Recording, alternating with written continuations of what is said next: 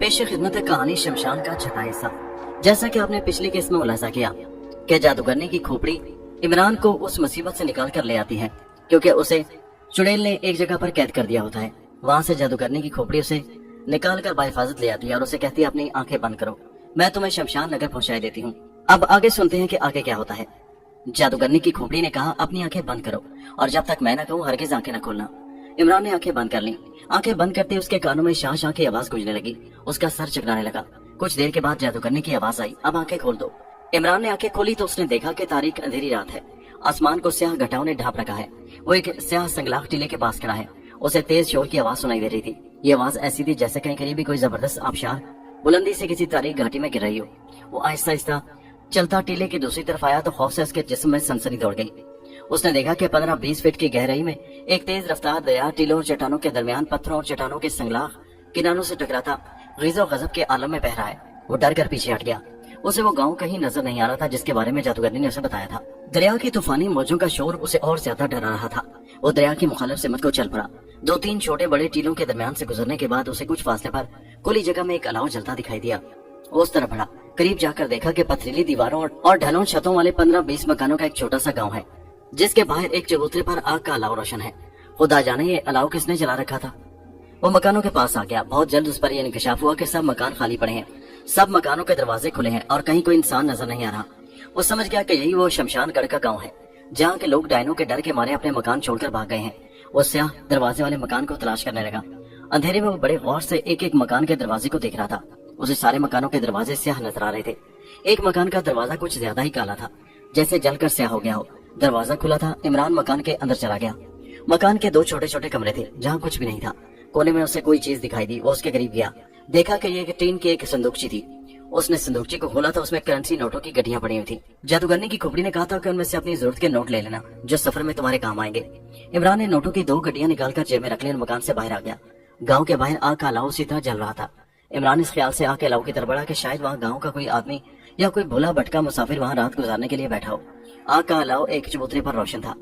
नजदीक आते ही वो फौरन समझ गया कि ये मरघट है और चबूतरे पर किसी मुर्दे की चिता जल रही है। वो दिल में हैरान हुआ कि जब सारे का सारा गांव वीरान हो चुका है और लोग गांव छोड़कर जा चुके हैं, तो ये मुर्दा चिता पर जल रहा है। चबूतरा जमीन से 2.5-3 फीट ऊंचा था और चिता की लकड़ियां धड़ाधड़ जल रही थी।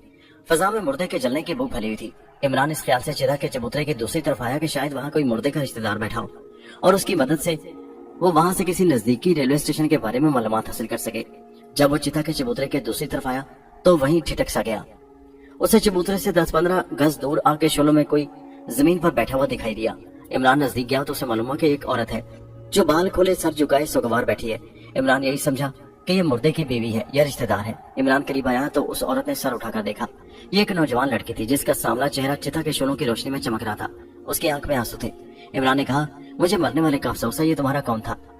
लड़की ने हाथ से बालों को पीछे किया और साड़ी के पल्लू से आंसू पोंछकर बोली, ये मेरा पति था। और वो दोनों हाथों में चेहरा छुपाकर सिसकियां भरने लगी। इमरान उसके पास ही जमीन पर बैठ गया। उस वीरान गांव में यही एक औरत थी जो उसे बता सकती थी उस गांव से नजदीकी कस्बे या किसी रेलवे स्टेशन को कौन सा रास्ता जाता है। लड़की कुछ देर बाद चुप हो गई। इमरान ने हमदर्दाना लहजे में कहा, संसार में जब आदमी का वक्त पूरा हो जाता है तो उसे जाना ही पड़ता है। सब्र करो, भगवान की यही मर्जी थी। लड़की ने इमरान की तरफ आंसू भरी आंखें उठाते हुए सहमी हुई लहजे में कहा, तुम मुझे पकड़ने तो नहीं आए? अगर तुम मेरे गांव के आदमी हो तो मैं तुम्हारे पांव पकड़ती हूँ। तुम मुझे बेशक आग में डाल दो। पहले मैं डर कर भाग गई थी, मगर अब मैं अपने पति देव के साथ ही चिता पर जल जाना चाहती हूँ। इमरान ने उसे दिलासा देते हुए कहा, बेबी, मैं तुम्हारे गाँव का आदमी नहीं हूँ, मैं तो एक मुसाफिर हूँ। रात की तारीकी में रास्ता भूल कर इधर आ गया हूँ। तुम्हें यहाँ देखा तो तुम्हारे पास आ गया, इस ख्याल से कि तुमसे किसी करीबी रेलवे स्टेशन का पूछूं ताकि वहां से मैं अपने शहर को जा सकूं। लड़की ने अपना सर झुका दिया और आहिस्ता आहिस्ता सिसकियां भरने लगी। इमरान ने पूछा, तुम्हारे गांव वाले तुम्हें क्यों पकड़ना चाहते हैं और तुम क्यों डर कर भाग गई थी? लड़की ने सर उठाकर कहा, मेरे पति का नाम नाथन था। मेरे माँ बाप मर चुके थे और मैं एक अनाथ आश्रम में रहती थी। वहाँ मेरी मुलाकात नाथन से हो गई। हम दोनों एक दूसरे से प्रेम करने लगे। हम शादी करना चाहते थे मगर नाथन के परिवार वाले इस शादी के खिलाफ थे।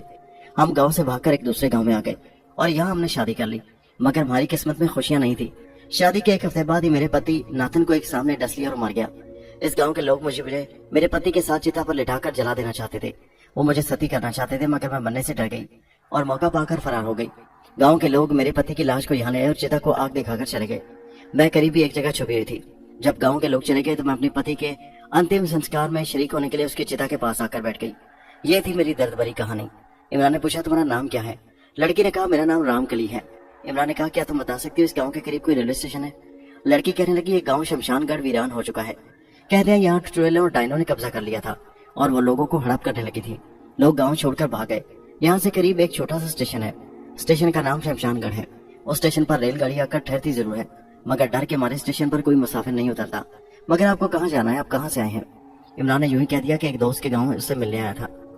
वक्त नहीं मिला तो गलती की कि रात के वक्त निकल पड़ा। अब रास्ता भूलकर इस तरफ आ गया हूँ। खैर, मैं किसी न किसी तरह यहाँ से निकल जाऊंगा। वो लड़की जिसने अपना नाम रामकली बताया था हाथ जोड़कर कहने लगी, भगवान के लिए मुझे भी साथ ले चलिए, सुबह होने वाली है। मुझे किसी ने देख लिया तो मुझे मेरे गाँव वालों के हवाले कर देगा और वो मुझे जिंदा मार डालेंगे। इमरान कहने लगा, लेकिन तुम मेरे साथ कहाँ जाओगी? मुझे तो खुद रास्ते का इल्म नहीं है। रामकली कुछ सोचकर बोली, यहाँ से 8 कोस उत्तर की तरफ एक गाँव है, वहाँ मेरी एक रिश्ते की पप्पी का घर है, वहाँ रेलवे स्टेशन भी है। मुझे अपने साथ वहाँ तक ले चलिए, मैं अपनी पप्पी के घर रह जाऊंगी। आप गाड़ी में बैठकर शहर चले जाना। इमरान को यह तजवीज बड़ी गनीमत लगी। बोला, ठीक है, क्या तुम्हें गाँव का रास्ता आता है? रामकली ने कहा, हाँ, रास्ते में सिर्फ एक जंगल पड़ता है, मगर जंगल में शेर बाघ नहीं होते। मैं उधर से कई बार गुजर चुकी हूँ। इमरान ने उस लड़की रामकली को साथ लिया और उसकी रहनुमाई में एक तरफ रवाना हो गया। उस लड़की ने तो अंदाजे से कहा था कि सुबह होने वाली है, मगर रात इतनी अंधेरी थी कि लगता था अभी सुबह बहुत दूर है।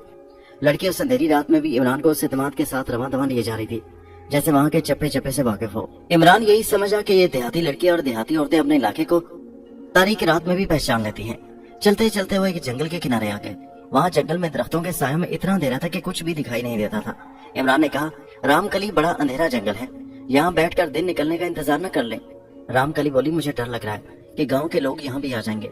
अभी मैं खतरे से दूर नहीं हूँ, ये एक छोटा सा जंगल है, मुझे जंगल का रास्ता मालूम है। इमरान ने सोचा कि लड़की ठीक कहती है, इस इलाके से जितनी जल्दी हो सके निकल जाना चाहिए। वो उसके साथ जंगल में दाखिल हो गया, लेकिन उसके तवक्को के खिलाफ जंगल काफी बड़ा था। रात भी दुश्वार गुजार थी। अंधेरे में इमरान को जहाँ कुछ दिखाई न देता वो रुक जाता और लड़की उसका हाथ पकड़कर उसे आगे ले जाती। इस तरह रुक रुक कर चलते चलते वो एक छोटी सी नदी के किनारे आ गए। यहाँ पहुंचकर लड़की बैठ गई और बोली, मुझे लगता है कि मैं रास्ता भूल गई हूँ। इमरान बोला, तुमने तो कहा था कि तुम इस जंगल के रास्तों से वाकिफ हो। रामकली ने भी परेशानी का कुछ इजहार करते हुए कहा, मैंने गलत नहीं कहा था, लेकिन अंधेरे में रास्ता भूल गई हूँ। अब क्या करें? इमरान ने कहा। रामकली बोली, कुछ देर यहाँ बैठकर आराम करते हैं, कुछ देर बाद सुबह होने वाली है, दिन की रोशनी में हमें रास्ता मिल जाएगा। इमरान भी बैठ गया। उसे चारों नजर सुबह होने का इंतजार करना पड़ा। नदी का पानी पहाड़ी इलाका होने की वजह से बड़े जोरों शोर से बह रहा था। रामकली घास पर लेट गई और कहने लगी, तुम भी थोड़ी देर लेट जाओ, थकान उतर जाएगी। इमरान का दिल तो नहीं चाहता था, मगर जंगल के दुश्वार गुजार रास्तों पर चलते चलते वो भी काफी थक गया था। चुनाचे वो एक तरफ होकर वो भी वहीं घास पर लेट गया और सोचने लगा कि वो कब इस जंगल, इस मुल्क से निकलकर अपने वतन पहुंचेगा। उसने आंखें बंद कर ली थी। उसके कानों में नदी की तेज मौजों का शोर गूंज रहा था, जिसकी वजह से उस पर गनूदगी सी तारी होने लगी और फिर उसकी आंख लग गई। आंख लगते ही उसने ख्वाब में देखा कि वो एक बाग में संगे मरमर के तख्त पर दराज है। उसने शाही लिबास पहन रखा है। यही लड़की जिसने अपना नाम रामकली बताया था उसके पास बैठी है। उसके बालों में बड़े प्यार से उंगलियां फेर रही है और कह रही है, महाराज, क्या आप भी मुझसे उतना ही प्रेम करते हैं जितना प्रेम मैं आपसे करती हूँ? इमरान ने ख्वाब के आलम में जवाब दिया, महारानी, तुम मेरे जीवन की जोत हो। मैं जितना प्रेम तुमसे करता हूँ तुम उसका अंदाजा नहीं लगा सकती। रामकली जो महारानी के आलिशान लिबास में थी कहने लगी, महाराज, प्रेम की इन घड़ियों को अमर बनाने के लिए मैं अपनी ख्वाहिश पूरी करना चाहती हूँ। ऐसी कौन सी है ख्वाहिश महारानी? इमरान ने ख्वाब में ही पूछा। रामकली बोली, मैं चाहती हूँ अपनी अंगूठी एक दूसरे को पहना दे ताकि प्रेम के ये लम्हे अमर हो जाएं। इमरान ख्वाब में जिंदगी की सारी बातें भूल चुका था। उसे कुछ याद नहीं था कि उसे अपनी अंगूठी किसी हालत में भी अपने आप से अलग नहीं करनी। उसने कहा, तुम ऐसा कर सकती हो महारानी, मुझे कोई एतराज नहीं। और रामकली ने अपनी उंगली से अंगूठी उतारकर इमरान की उंगली में पहना दी। जैसे ही इमरान की उंगली से अंगूठी जुदाई, एक धचके के साथ इमरान की आंख खुल गई। उसने देखा कि वो उसी जगह जंगल में नदी के किनारे लेटा हुआ है। नदी के तूफानी पानी का शोर बुलंद हो रहा है। उसने उठना चाहा मगर वो उठ ना सका। उसने अपने बाजू पांव हिलाने की कोशिश की मगर उसके दोनों हाथों और दोनों पांव ने हिलने से इनकार कर दिया। इमरान घबरा गया। बहुत जल्द उसे एहसास हो गया कि वो बेजान मुर्दे की तरह पड़ा है। अगरचे उसकी रूह उसके जिस्म के अंदर ही है, मगर उसका जिस्म एक मुर्दा लाश बन चुका है। उसी लम्हे अचानक वही लड़की रामकली उसके सामने आकर खड़ी हो गई और बोली, तुम समझते थे कि तुम मेरी कैद से आजाद हो जाओगे। तुम नहीं जानते कि मैं कितनी ताकत रखती हूँ। मुझे अफसोस है तो सिर्फ इस बात का कि तुम्हारे बाजू पर चांद ग्रहण के निशान होने की वजह से मैं तुम्हें हलाक नहीं कर सकती, वरना अभी तक मैं तुम्हारे जिस्म के टुकड़े टुकड़े उड़ा चुकी होती। लेकिन इस दफा मैं तुम्हें महासागर के तूफानों के हवाले करने वाली हूँ, जहाँ से तुम सारी जिंदगी बाहर नहीं निकल सकोगे। रामकली ने यह कहा और उसके चेहरे पर आसमानी बिजली चमकी और दूसरी लम्हे उसकी शक्ल राक्षसनी चुड़ैल में तब्दील हो चुकी थी। اس کی خوفناک شکل دیکھ کر عمران بھی دہشت کے مارے کانپ اٹھا۔ راکشسنی چڑیل نے ڈراؤنی اور بیٹھی ہوئی آواز میں کہا، اب تمہیں یقین آ گیا ہوگا کہ میں کون ہوں۔ عمران اس سے کچھ کہنا چاہتا تھا کہ میں نے تمہارے ساتھ کوئی برائی نہیں کی، میں نے تمہیں بدرو عورت کا طلسمی پتلا لا کر بھی دے دیا، پھر تم میرے ساتھ ایسا سلوک کیوں کر رہی ہو؟ لیکن اس کی زبان سے ایک لفظ بھی نہ نکل سکا۔ راکشسنی چڑیل نے اسے اپنی انگلی دکھاتے ہوئے کہا، یہ دیکھو، جو انگوٹھی تمہیں میرے طلسم سے بچنے کے لیے جادوگرنی دے دی تھی وہ میرے قبضے میں ہے۔ جاؤ، میں تمہیں مہاساگر میں پھینکتی ہوں، جہاں مہاساگر کی مچھلیوں کی خوراک تم بن جاؤ گے، یہی میرا تم سے انتقام ہے۔ اور راکشسنی چڑیل نے لیٹے ہوئے عمران کو اٹھا کر ندی میں پھینک دیا۔ ندی کی طوفانی لہروں نے اسے دبوچ لیا۔ پانی کا اس قدر زور تھا کہ عمران طوفانی رفتار سے ندی کی موجوں پر بہتا دیکھتے دیکھتے دور نکل گیا۔ وہ ایک بے جان درخت کی طرح بہ رہا تھا۔ طوفانی موجیں اسے کبھی ادھر اچھالتی اور کبھی دائیں اور بائیں جانے پٹک دیتی۔ عمران کا جسم سن ہو چکا تھا، ہاتھ پاؤں نہیں چلا سکتا تھا۔ دو ٹیلوں کے درمیان میں سے گزرتے ہوئے ندی کا بہاؤ اور تیز ہو گیا۔ راکشسنی چڑیل نے عمران سے کہا تھا کہ وہ اسے مہاساگر میں بہت بڑے سمندر کے حوالے کر رہی ہے، جہاں مچھلیاں اسے کھا جائیں گی۔ بے جان جسم کی حالت میں وہ پہاڑی ندی کے رحم و کرم پر بہا چلا جا رہا تھا۔ اس کو دیکھتے ہوئے یہ یقین کے ساتھ بات کہی جا سکتی تھی کہ جب یہ ندی کسی دریا میں گرے گی اور دریا آگے جا کر سمندر میں مل جائے گا تو وہ خونخوار شارک مچھلیوں کی خوراک بن جائے گا۔ ندی کی بکھری ہوئی موجیں اسے بے دردی سے ادھر ادھر پٹکتی بہائی جا رہی تھی۔ رات کی تاریکی چھٹنے لگی، بادلوں میں سے صبح کا اجالا جھلکنے لگا۔ عمران نے دیکھا کہ اس کے دونوں جانب بنجر ٹیلے تھے۔ ٹیلوں کی دیواریں سیاہ رنگ کی تھی۔ موجوں کا شور اس کے کانوں کو بہرا کر رہا تھا۔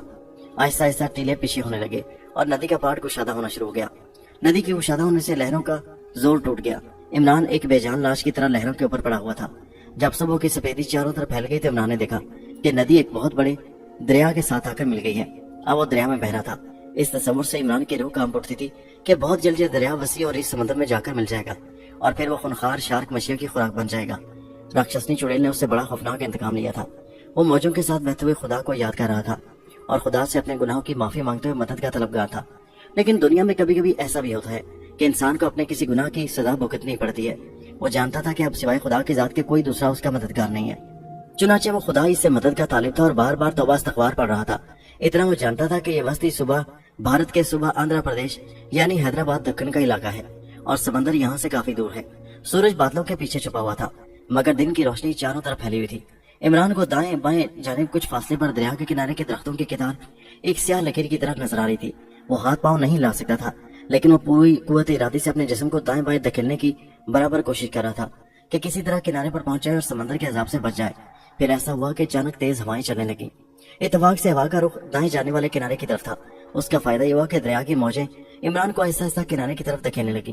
وہ دریا کی سطح پر پیٹھ کے بل بالکل چت لیٹا ہوا تھا، کوئی طاقت اسے ڈوبنے سے بچا رہی تھی۔ تیز ہوائیں اسے دریا کے دائیں کنارے پر لے آئیں اور وہ کنارے کے سر کنڈوں میں الجھ کر وہیں پڑا رہا۔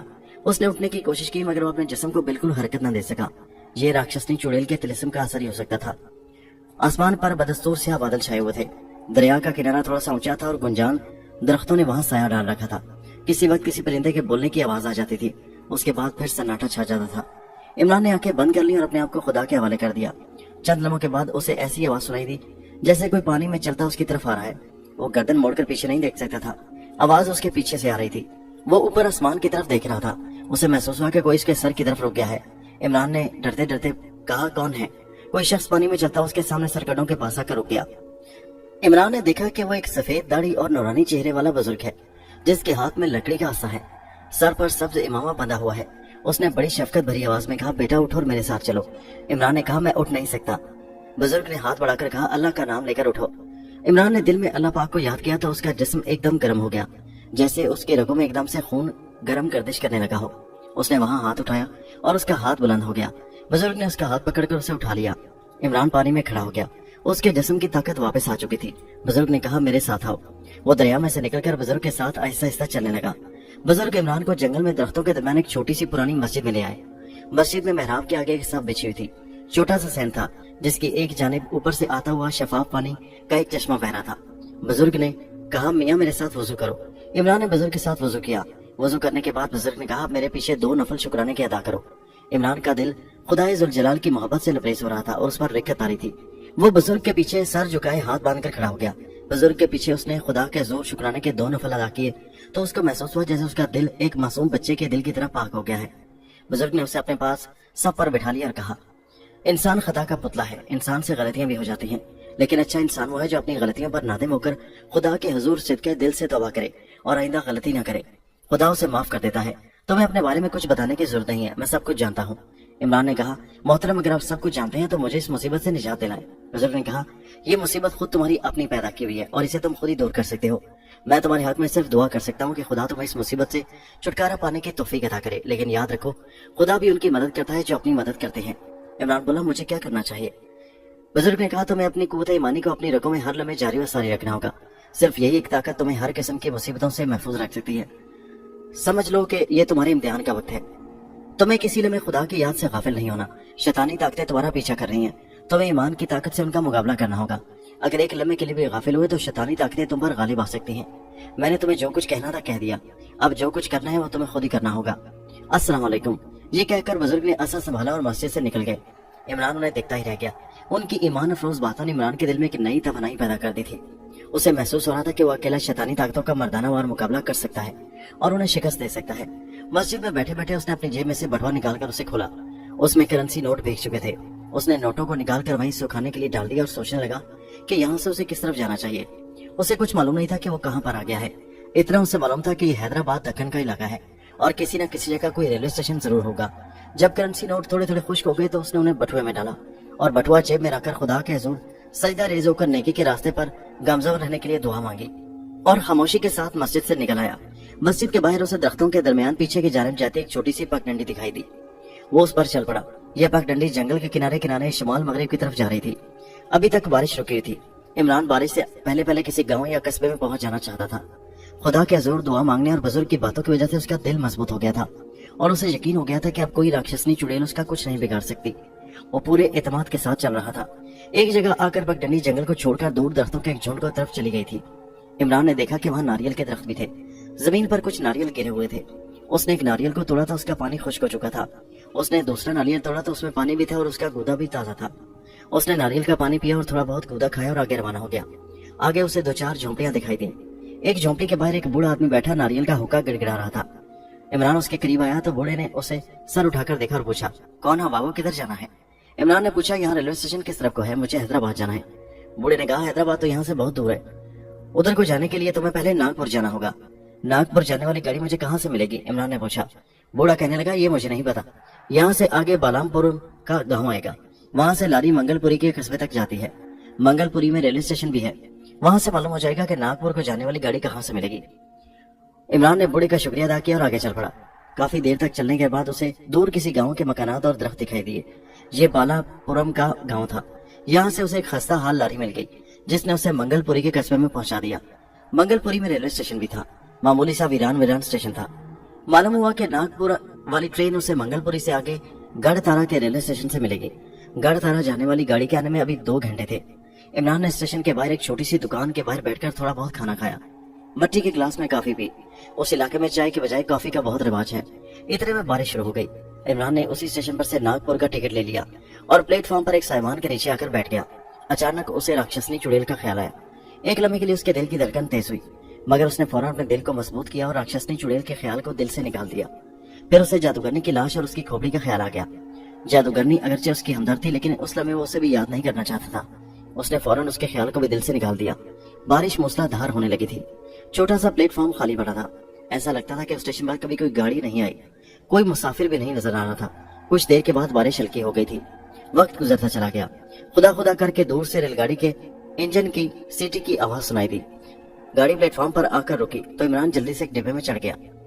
2 منٹ رکنے کے بعد گاڑی چل پڑی۔ شام ہو چکی تھی جب وہ ناگپور پہنچا۔ یہاں سے وہ دلی جانے والی گاڑی میں سوار ہوا جس نے 2 دن کے بعد اسے دلی پہنچا دیا۔ عمران کو جادوگرنی کی لاش نے جو پاسپورٹ لا کر دیا تھا وہ اس نے پلاسٹک کے لفافے میں بند کر کے بڑی احتیاط سے سنبھال رکھا تھا۔ ایک رات اور ایک دن مزید سفر میں گزر گئے۔ دن کے 1:15 بجے وہ انڈیا کا بارڈر کراس کرنے کے بعد پاکستان میں داخل ہو گیا۔ پاکستان کی سرزمین پر قدم رکھتے اسے بھرپور تحفظ اور امن و سلامتی کا احساس ہوا۔ گھر والوں کو اس نے اپنی پراسرار اور دہشت زدہ سفر کی اصل داستان سنانے کے بجائے یہی بتایا کہ اسے ایک دوست کے ساتھ گلگت اور سوات کے دورے پر اچانک جانا پڑ گیا تھا۔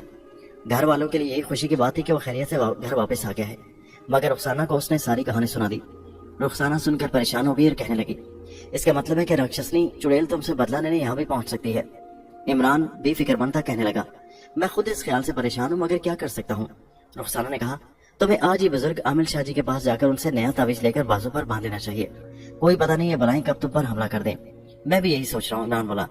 रुखसाना को बहुत तशवीश हो रही थी। वो उसी वक्त इमरान को लेकर शाह जी के पास पहुंच गई और उनसे नया तावीज लेकर इमरान ने अपने बाजू पर बांध लिया। शाह जी ने कहा, तुम्हें अब ये तावीज अपने बाजू से हरगिज नहीं उतारना चाहिए। इमरान ने कहा, मैं आपकी हिदायत पर सख्ती से अमल करूंगा। शाह जी से तावीज लेकर रुखसाना और इमरान कॉलेज में वापस आकर कैंटीन में बैठ गए। रुखसाना कहने लगी, अब मुझे इत्मीनान हो गया कि बदरू औरत या राक्षसनी चुड़ैल तुम्हें कुछ नहीं कर सकेगी। इमरान बोला, मगर एक बात मेरी समझ में नहीं आ रही कि अभी तक बदरू औरत कजली खामोश क्यों है? क्या उसे अभी ये इल्म नहीं हुआ कि उसका तिलिस्मी पुतला जिसमें उसकी जान और उसकी ताकत का राज छुपा हुआ है, राक्षसनी चुड़ैल छीन कर ले गई है? रुखसाना कहने लगी, शहर में अभी तक मुर्दों के गायब होने या जिंदा इंसानों के मुर्दा ढांचों में तब्दील हो जाने की कोई वारदात भी नहीं हुई। इमरान ने कहा, आज बदरू का पुतला राक्षसनी चुड़ैल के कब्जे में गए 1 हफ्ता गुजर चुका है। ये नहीं हो सकता कि बदरू औरत को उसका पता न चला हो। रुखसाना बोली, इन बातों को भूल जाओ, ये उन बदरुओं का आपस का मामला है, वो जाने और उनका काम। तुम अपनी पूरी तवज्जो अपनी पढ़ाई की तरफ दो। इमरान ने कहा, रुखसाना तुम नहीं जानती, मुझे मालूम है कि मैं अभी तक उन बदरुओं और चुड़ैलों के दलदल में फंसा हुआ हूँ। रुखसाना ने इमरान को सख्त लहजे में कहा, खबरदार जो आइंदा तुमने मेरे सामने बदरुओं और चुड़ैलों का जिक्र किया, चलो बाहर चलकर बाग में बैठते हैं। वो कैंटीन से उठकर बाहर कॉलेज के लॉन में आकर बैठ गए और रुखसाना इम्तिहान की तैयारियों की बातें करने लगी। मगर इमरान अपने दिल पर एक बार फिर बोझ सा महसूस करने लगा।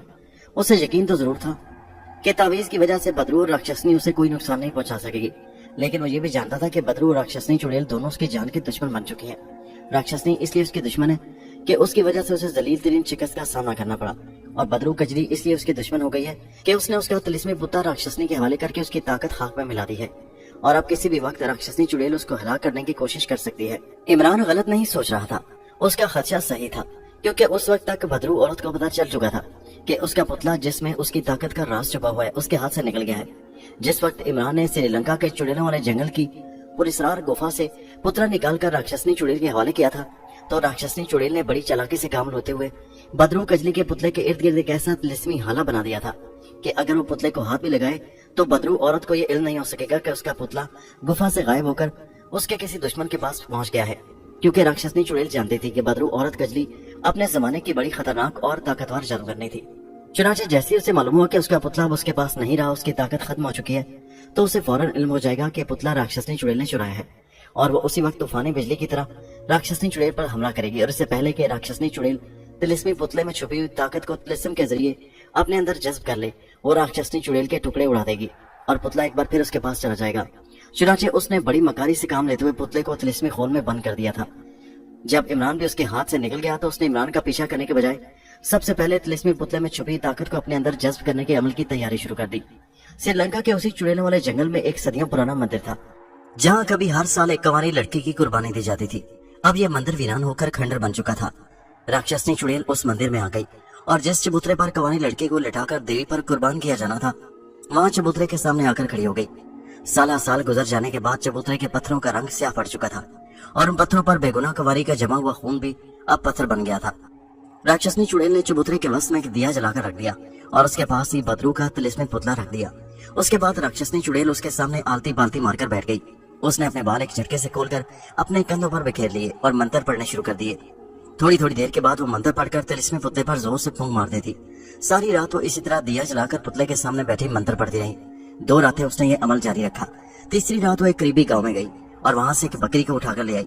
बकरी को मंदिर में लाकर उसने उसकी गर्दन में अपने नोकीले दांत गाड़कर उसका आधा खून पिया और बाकी का खून तिलिस्मी पुतले पर डाल दिया। उसके बाद वो एक बार फिर मंत्रों का जाप करने लगी। 2 रातें वो बकरी के खून में डूबे हुए पुतले के आगे बैठी अमल करती रही। उस वक्त तक इमरान अपने घर पहुंच चुका था और बदरू औरत अपनी आदमखोरी की भूख मिटाने के लिए किसी इंसान की तलाश में अपनी रंजीत सिंह की सराय वाली आसेबी तहखाने से निकल रही थी। ये बड़ी सर्द और तारीख रात थी। ये वो रात थी जब बदरू कजली की तिलिस्मी ताकत उसके पुतले के जरिए राक्षसनी चुड़ैल के जिस्म में दाखिल होने वाली थी। राक्षसनी चुड़ैल उधर श्रीलंका के वीरान मंदिर में पुतला सामने रखकर बैठी मंत्र पढ़ रही थी और उस तरफ बदरू औरत कजली किसी इंसान के खून से अपनी दरिंदगी की भूख मिटाने आसेबी सराय से निकलकर गहरी नींद सोए हुए शहर की तरफ जा रही थी।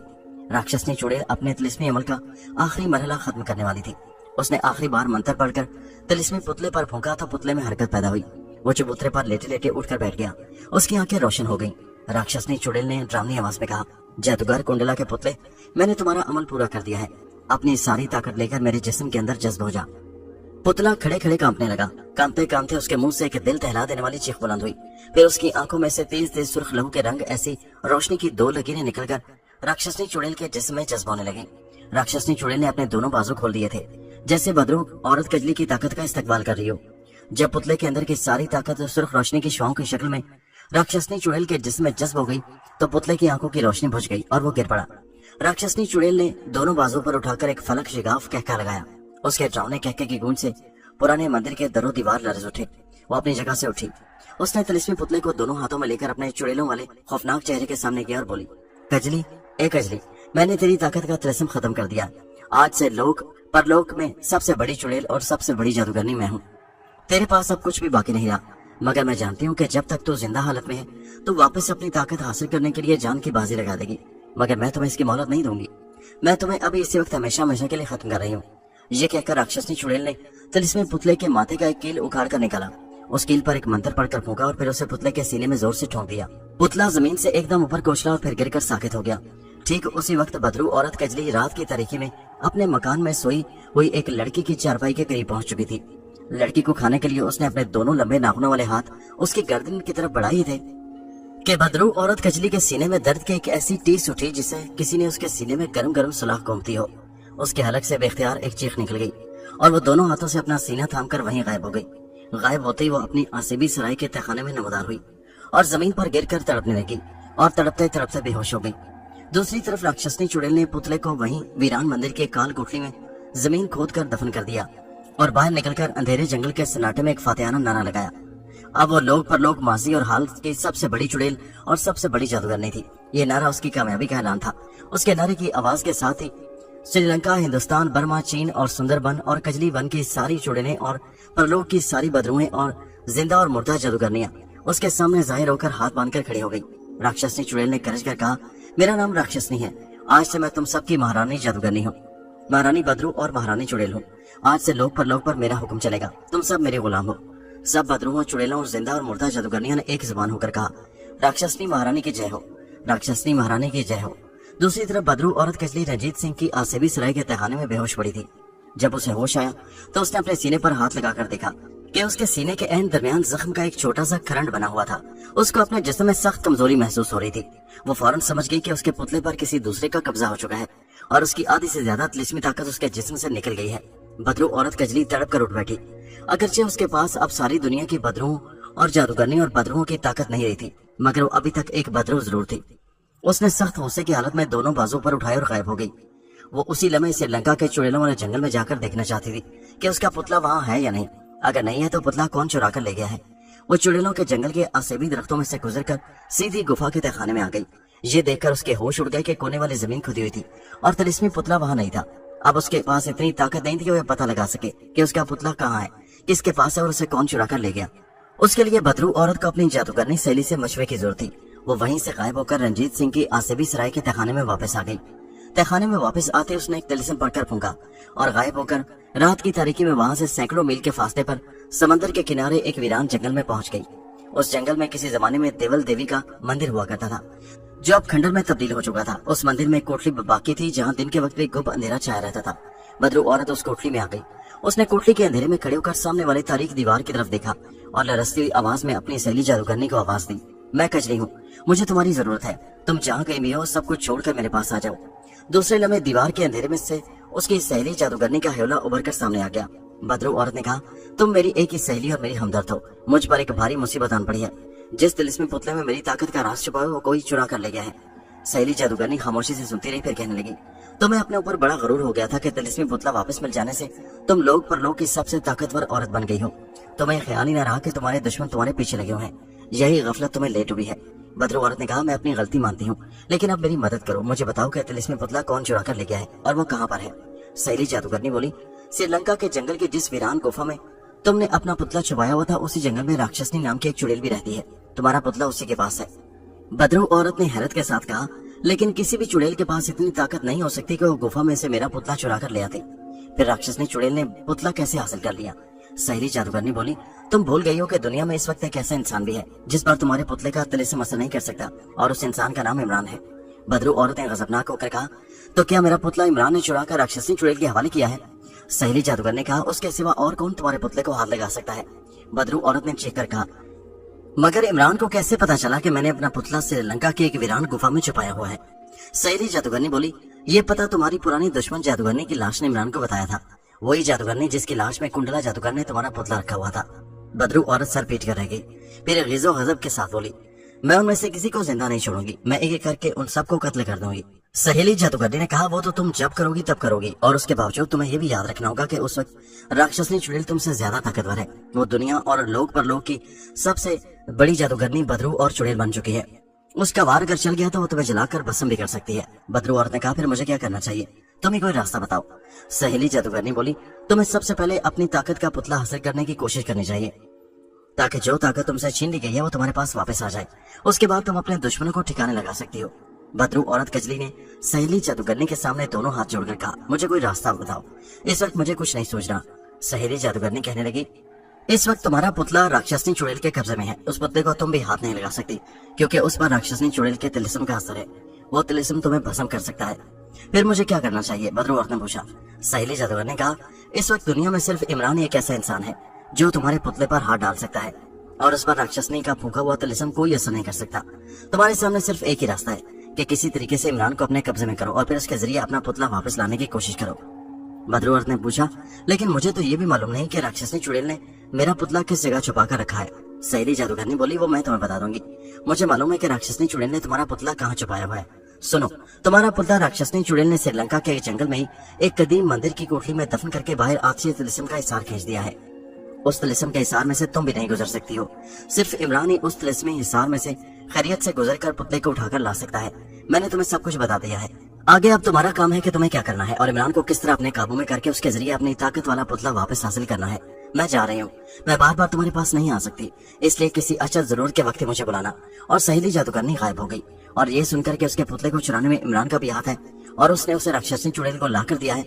बदरू कजली गुस्से से आग बबूला हो रही थी। वो इमरान को उसी वक्त जाकर मौत के घाट उतार देना चाहती थी। ये उसके लिए कोई मुश्किल काम नहीं था, मगर जब तक वो इमरान के जरिए अपना पुतला वापस नहीं हासिल कर लेती, वो इमरान को हलाक नहीं कर सकती थी, बल्कि उसे उल्टा इमरान की हिफाजत करनी थी, क्योंकि वही एक ऐसा इंसान था जिसके बाजू पर चांद ग्रहण के ऊपर तले 2 दायरों के निशान थे, और उसकी वजह से सिर्फ वही उसके तिलिस्मी पुतले पर हाथ डाल सकता था। अब बदरू औरत को कोई ऐसी तरकीब सोचनी थी, कोई ऐसा खतरनाक मंसूबा तैयार करना था कि जिस पर अमल करके वो अपना पुतला वापस अपने कब्जे में कर सकती थी। वो अभी राक्षसनी चुड़ैल को भी कुछ नहीं कहना चाहती थी, बल्कि उसको अंधेरे में रखना चाहती थी, और ये तासुर देना चाहती थी कि उसने राक्षसनी चुड़ैल के आगे हथियार डाल दिए हैं और उसकी जबरदस्त ताकत से डर कर वो रुबोश हो गई है। सोचना यह था कि इमरान को किस तरह इस ढंग से अपने कब्जे में किया जाए कि वो अज खुद उसका पुतला वापस लाने पर तैयार हो जाए। अगर उस पर जबरदस्ती की गई तो हो सकता है वो बदरू औरत का मुकाबला करने को तैयार हो जाए, और चूंकि उस वक्त बदरू औरत के पास आधी से भी कम ताकत रह गई है, इसलिए खतरा है कि इमरान का वार उस पर चल जाए और उल्टा उसे ही खत्म कर दे। इस वक्त बदरू औरत को किसी गहरी साजिश से काम लेने की जरूरत थी कि जिससे लाठी भी न टूटने पाए और सांप भी मर जाए। पुतला वापस मिल जाने के बाद बदरू औरत ने दिल में फैसला कर लिया था कि वो राक्षसनी चुड़ैल और इमरान दोनों में से किसी को जिंदा नहीं छोड़ेगी। ये सोचकर बदरू औरत ने इमरान के पास जाने का फैसला कर लिया। उसे डर था कि कहीं इमरान ने बुजुर्ग आमिल से दोबारा अल्लाह के पाक नाम वाला तावीज लेकर अपने बाजू पर न बांध दिया हो। उसका पता करना जरूरी था। अगर इमरान ने अभी तक तावीज अपने बाजू पर नहीं बांधा तो बदरू औरत बड़ी आसानी से उसे अपने कब्जे में करके उसके जरिए अपना मकसद हासिल कर सकती थी। लेकिन अगर उसने तावीज बांध लिया होगा तो फिर बदरू औरत को किसी दूसरे मंसूबे पर अमल करने की जरूरत थी। बदरू औरत कजली उसी वक्त गायब होकर इमरान के मकान की तरफ रवाना हो गई। आधी रात गुजर चुकी थी।